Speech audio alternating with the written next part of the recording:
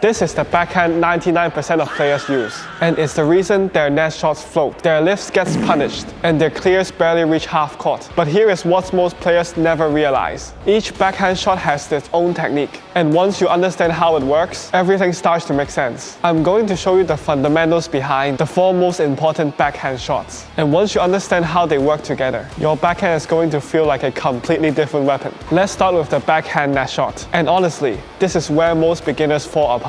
Not because they don't understand the shot, but because of one tiny habit that ruins everything. They grip the racket way too tight. When your grip is tight, your wrist locks up, your racket face becomes stiff, and the shuttle has no choice but to pop up. It doesn't matter how good your footwork is. If your fingers are squeezing the handle, the shuttle will always float. The first thing you want to do is to relax your grip. Your fingers should feel almost loose, like you're holding the racket with just enough control to keep it from slipping. When your grip is relaxed, the racket head can move freely, and that's what gives you the touch. Now, watch the difference. When I reach the shuttle, I am not swinging, I am not pushing. I'm simply turning the racket head at the moment of contact to create a spin. The shuttle doesn't go forward, it tumbles tightly over the tape, dropping faster and making it much harder to attack. If your racket face stays stable and your grip stays relaxed, the shuttle will spin tightly across the net instead of floating. And once you feel this spinning touch, your net shot becomes dangerous. Suddenly, your opponent has to stretch, guess, or lift, and that's when you can take control of the rally. And now let's talk about the backhand lift. And this is a shot that beginners actually can hit, but they almost never use it properly. And the reason isn't strength, technique, or even footwork.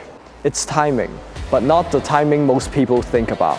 Now when I talk about the timing on the backhand lift, I don't mean don't hit it late. Most players can still lift the shuttle even when it's low. So what I'm really talking about is choosing when to make contact depending on what you want to do with the shuttle.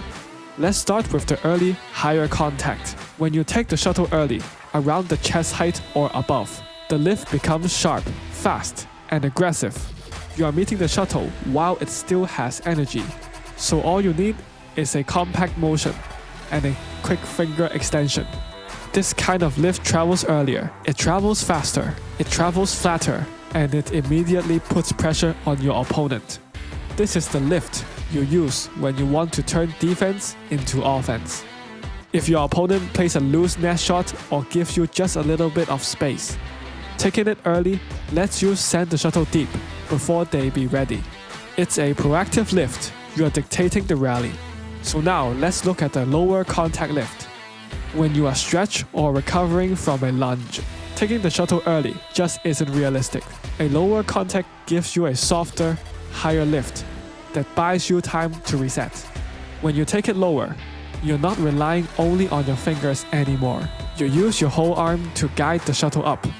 A slightly longer swing. The wrist opens up and the fingers finishing the motion. It's a smoother, more relaxed lift that gives you height instead of speed. So you've got 2 lifts, one that's early and aggressive, and one that's lower and defensive. But the real skill isn't just being able to lift the shuttle. It's knowing when to take it high to attack, and when to take it lower to buy yourself some time. Next is the backhand drop shot. This is probably the most misunderstood backhand shot. A lot of beginners try and slice it, or swing too big.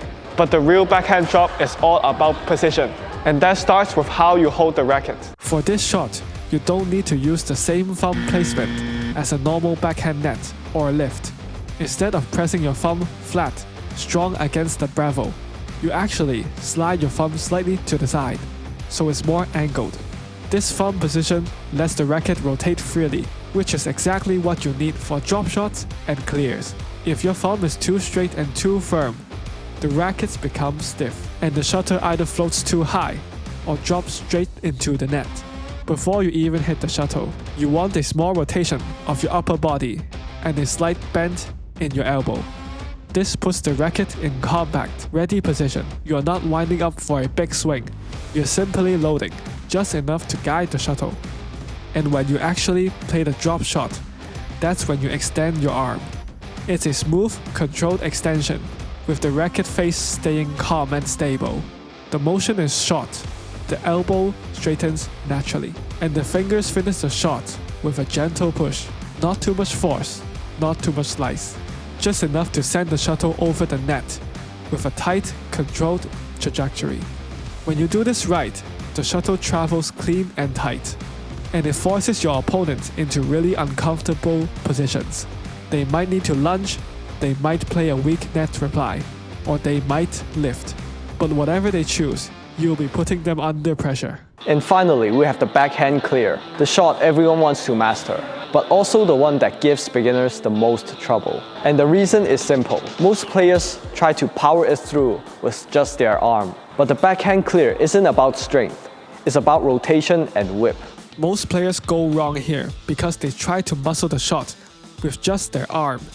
They swing big, gripping the racket too tightly, and end up forcing the shuttle, and instead of letting the technique to do the work. The result? The shuttle barely reaches mid-court. Their timing feels off, and the motion looks stiff instead of fluid. The truth is, the backhand clear isn't raw strength.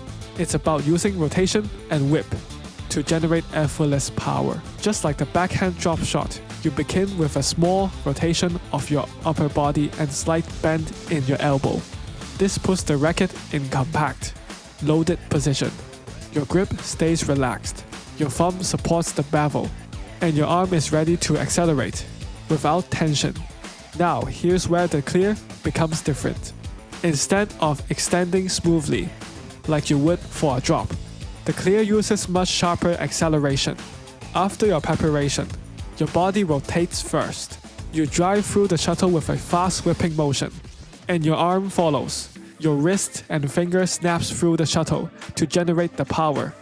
It's not a big, heavy swing. It's that quick burst of speed at the end that sends the shuttle deep.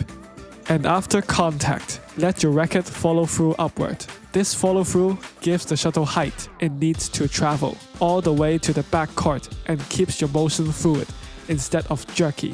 When you put all of this together, the rotation, the compact preparation, and the whip, the backhand clear suddenly feels effortless. The shuttle just flies, and this is the moment most players realize they don't need muscle to play the shot at all. A strong backhand clear changes everything. It stops opponent from targeting your backhand. It gives you confidence in the deep corner. And it turns what used to be a weakness into a reliable, powerful option in the rally. And this is how you play every backhand shot. If you like this video, remember to like, share, and subscribe. And comment down below if you want us to make a video about the backhand smash. And see you all in the next video.